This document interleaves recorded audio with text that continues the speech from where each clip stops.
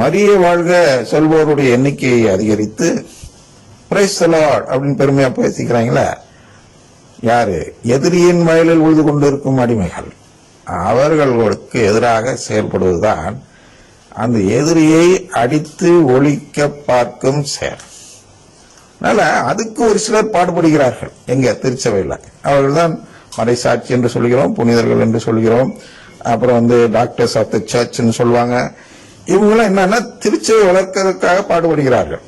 அநேக ஆயர்களும் கருதினார்களும் போப்பாண்டவர்களும் இதற்கு பாடுபடுகிறார்கள், பாடுபட்டு வந்தார்கள். அப்படி என்ன சொல்றேன், இப்போ உள்ள ஆயர்கள்லாம் போயிட்டாங்க, அருங்குடையாவே கூட போயிட்டாங்க. அருங்குடை வளர்க்கத்தாலே தப்பு, இவங்களே போய் அருங்குடையிலே சேர்ந்துட்டாங்க. அப்படின்னு என்ன, ஆயர்கள் அதாவது அடிமைகளை வேலை வாங்கக்கூடிய எஜமானின் நம்பிக்கைக்குரிய அவர்கள் அடிமைதான். நம்பிக்கைக்குரிய அடிமைகள் என்ற நிலையில் இருந்து வேலை வாங்கக்கூடிய பொறுப்பில் இருக்கக்கூடியவர்கள் கூட தங்களுடைய அடிமைகளை போய் எதிரியின் வயலில் உழ வைக்கிறார்கள். எதிரிக்கு உதவி செய்ய வைக்கக்கூடியவர்களும் இப்பொழுது வந்து விட்டார்கள். 1965க்கு பிறகு இல்லையா? அந்த கதவு ஜன்னலை திறக்கிறேன்னு ஒரே ஒரு வார்த்தை சொன்ன காரணத்தை வைத்து ஆயர்கள் எல்லாம் கூட இன்று சாத்தானுக்கு வேலை செய்கிறார்கள். அதாவது ஊனியல்பு நாட்டத்திற்காக வேலை செய்கிறார்கள் அப்படி சொல்லுவோம். அப்ப ஊனியல்பு நாட்டம் எங்க இருக்கிறது? அருங்குடை இயக்கத்தில் இருக்கு. அந்த அருங்குடைக்காக தங்கள் உயிரை கொடுக்கிறார்கள், பாடுபடுகிறார்கள். அதுல ஒருத்தர் தான் இதுல கேள்வி கேட்டிருக்கணும், அநேகமா குதர்க்கமா கேட்கிறத நினைச்சிட்டு அப்படின்னு எடுத்துக்கிறேன். இப்ப அந்த கேள்விக்கு தான் பதில் சொல்றோம். நீங்கள் ஒரு தவறும் செய்யவில்லை, அப்ப நீங்கள் அடிமையில் தான்.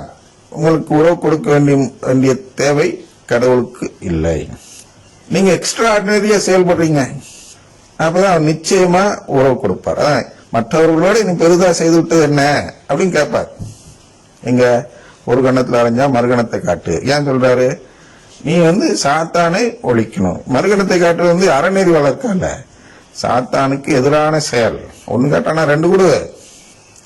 ஏன்? எக்ஸ்ட்ரா ஆர்டினரியா என்னிடம் அன்பு செலுத்து. அந்த ரெண்டாவது கணத்தில் அறை வாங்குவது என்பது கடவுளுக்காக புரிஞ்சுக்கணும். அதுதான் முழுமையான அன்பு. அதுக்காக சொல்றார். அதுவும் சட்டம் இல்ல, ரெண்டாவது கணத்தை காட்டிட்டா மோச்சா, அப்படி கிடையாது. கடவுளிடம் அன்பு வைத்திருந்தால் நீ ரெண்டாவது கணத்தை காட்ட தயங்க மாட்ட அப்படி சொல்றார். அது மாதிரி சட்டம்லாம் இல்ல. அது போலதான் திருப்பலி. திருப்பலிக்கு வருவோம், ஓரளவு புரிஞ்சிச்சா? இப்ப திருப்பலியில ரெண்டு மூணு விதமான கத்தோலிக்கர்கள் இருக்கிறார்கள் என்று ஆரம்பத்திலே சொன்னேன். அப்ப நாம் தினமும் திருப்பலிக்கு போனால் நம்முடைய அன்பு நிறைவானது, முழுமையானது என்று யாரும் அதை மாற்றி பேச முடியாத நிலையில் நாம் அன்பு செலுத்துகிறோம் என்று பொருள். ஞாயிற்றுக்கிழமை திருப்பலிக்கு போறாங்க. அவர்களுக்கு என்ன? வயல்ல வேலை செய்யறது மாதிரி ஏதோ கடமை. நாம் கடவுளை பகைத்துக் கொள்ள வேண்டாம், சாத்தானையும் பகைச்சுக்க வேண்டாம். ஏதோ போவோமா, ஞாயிற்றுக்கிழமை பூசணுமா, வந்தோமா, வாரம் ஃபுல்லா உழைக்கிறதுலையும் சம்பாதிக்கிறதையும் கவனம் செலுத்துவோமா அப்படின்னு இருக்கிறார்கள். இவர்களுக்கு தண்டனை இல்லை என்று சொல்லலாம். ஆனால் நிலைவாழ் வேண்டும், உறவு வேண்டும் என்றால் தண்டனைக்கு மேல ஒரு விஷயத்தை கேட்கிறோம். அதை நாம் புரிந்து கொள்ள வேண்டும். அது எதுவும் சாதாரண கடலமிட்டா இல்லை, கடவுளாக மாறும் நிலை. கடவுளாக மாறுறதுக்கு நம்ம தமிழ் இதுல பாத்தீங்கன்னா சித்தர்கள் இருப்பார்கள். இன்னும் கூட சித்தர்கள் 4000 ஆண்டுகளாகலாம் தவத்தில் இருக்கிறார்கள் என்று சொல்கிறார்கள். ஏதோ ஒரு மலை, திருநீர் மலை, ஏதோ ஒரு மலை, அதுல தொடச்சி பார்த்தா ஒரு திடீர்னு ஒரு இடம் உடைஞ்சிருது மலை மேல. உள்ளர பார்த்தா பெரிய குகை, அதுல நிறைய நபர்கள் நிஷ்டையில் இருக்கிறார்களாம். கிருபானந்த வாரியார் அதை பார்த்துட்டு திரும்பி மூடி வச்சுட்டாராம், எழுப்பிடாம.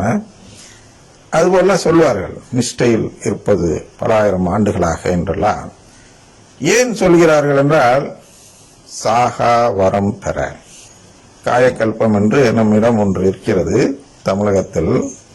அந்த காயக்கல்பம் இந்தியாவில்னு வச்சுங்க, அதை புசித்தால் காயம் கல்பமாகிவிடும், அப்படின்னா அழியா நிலை பெற்றுவிடும் அப்படிங்கறத அந்த மருந்து. கருநெல்லி என்று இன்னொரு பேரும் இருக்கிறது. அவை அதியமானுக்கு நெல்லிக்கனி கொடுத்தார் அல்லவா, அது கருநெல்லி. அதுதான். அது சாப்பிட்டா சாக மாட்டாங்க. அப்ப சாகா வரம் பெறதுக்கே 1000 ஆண்டுகள் நிஷ்டையில இருந்து பாடுபட்டு பெறுகிறான். நாம் கடவுளாகவே மாறுகிறோம். அப்படின்னா என்ன? அந்த சாகாவரம் தரக்கூடிய நிலை, சாகாவரத்தை அவனுக்கு வரமாக தரக்கூடிய நிலை தான் கடவுள் நிலை. அந்த நிலைக்கு மாற வேண்டும். நாம் எவ்வளவு கஷ்டப்பட்டு யோசிச்சீங்க? அவ்வளவு பெரிய கஷ்டப்பட்டு பெற வேண்டிய ஒரு விஷயத்த ஏதோ சும்மா அப்படி நினைச்சா அப்படி ஞாயிற்றுக்கிழமை போறது. ஞாயிற்றுக்கிழமை எதுக்காக போறாங்க? கடவுளுக்காக போறாங்க. வல்லன்னா பங்கு தந்து அடிப்பார்னா அந்த உத்தரவோல அந்த மாதிரி விஷயங்கள், கல்யாணத்துக்கு போய் எழுதவோ, புது நன்மைக்கு போவோ, ஞானஸ்தானத்துக்கு போறப்பயோ கேட்பார், நீ எங்க பூசைக்கு வந்த, நான் எதுக்கு உனக்கு செய்யணும்னு கேட்பாருங்கிறதுக்காக கடமைக்காக ஞாயிற்றுக்கிழமை போவார்கள். அதான் ஞாயிறு கிறிஸ்தவர்கள், கடமைக்காக போகக்கூடியவர்கள். அதுல ஒரு சில ஜென்யூன் இருக்கிறாங்க, நான் இல்லைன்னு சொல்லல. திருச்சபை எதுக்காக அதை அனுமதிக்கிறது என்றால், தூரமாக இருப்பார்கள். பங்கு கோயில் ஒரு இடத்துல இருக்கும், இவங்க வீடு 10 கிலோமீட்டர் 20 கிலோமீட்டர் அந்த இருக்கும். அப்ப அங்கேயும் டெய்லி வந்துட்டு போக முடியாது, அன்றாடம். அவர்களுக்காக வாரத்துக்கு ஒரு தடவை வா அப்படின்னு சொல்லி ஒரு சட்டம் போட்டு இருக்கிறது திருச்சபை.